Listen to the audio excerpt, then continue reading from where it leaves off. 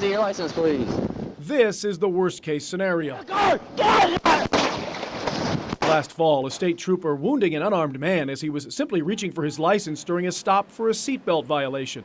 That now former officer is facing charges and possible jail time. Then in February, a different situation. A trooper shooting a man in Lexington County during a DUI stop when things got physical and the driver grabbed a gun out of his car. That officer was cleared of any wrongdoing. The driver is the one facing charges here. No two traffic stops are ever going to be the same because we're dealing with people. And people are very dynamically different, depending on what they have going on in their lives that day, the added stress of a traffic stop. I'm always watching my suspect vehicle for any strange movements. Don Rock was a police officer for 10 years and now teaches at the South Carolina Criminal Justice Academy. As I'm approaching, I'm looking in the mirror just to make sure there's any movement.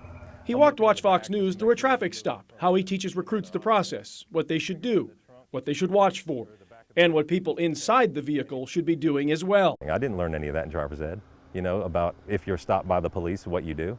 He has some simple tips. Hands on the wheel at all times. Windows open, especially if they're tinted so an officer can see in the car. If it's at night, put on the dome light and also keep those windows open. And if you have a weapon in the car, let the officer know about it. It will help everybody in the long run if we know what we're dealing with. Officer, there's a firearm in my glove box. I just wanted to let you know. Okay, thank you. Then we'll take care of that in just a second. I got a chance to speak in uniform and without the uniform, and both times there are different views. Kurt Thomas was a highway patrolman for 7 years, now an author and motivational speaker working with youth and communities about a variety of issues, including relationships with police.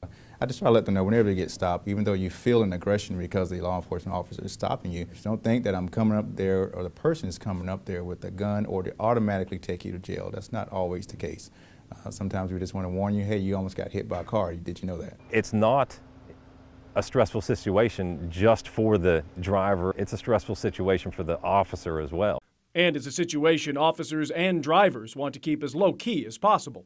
I would want an officer stopping me like they're stopping their mother. And they need to treat people like that until the situation dictates other action.